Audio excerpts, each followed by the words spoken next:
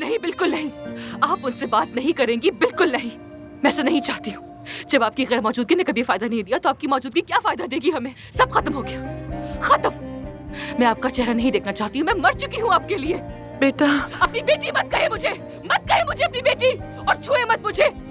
अपना हॉस्पिटल, अपनी जमीन ले ले और अपने सर पर मार ले। मैं आपके साथ नहीं हूँ, सब खत्म हो गया, सब खत्म। परवीन साहिबा, आपके खेल यही तक थे। आपका खेल खत्म हो चुका है, अब आप जाइए यहाँ से। मैं फार्म या हॉस्पिटल नहीं चाहती थी। तो क्या चाहती है? मैं अपने पास चाहती थी। इस तरह चाहती है मुझे? चाहती थी कि तुम मेरे पास रहो। बेटा, माँ हूँ मैं तुम्हारी, तुम्हें अपने पास रखना चाहती थी। इतनी सी, बस इतनी सी बात थी एफसून, और तुमने क्या सोच लिया मेरे बारे में? माँ होने के बारे में जानती ही क्या है?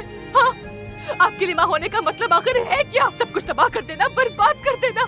बस करें, बस मैं आपको मजीद बर्दाश्त नहीं कर सकती हूँ। जाए प्लीज यहाँ से जाए, मैं आपसे रिक्वेस्ट करती हूँ, यहाँ से चली जाए।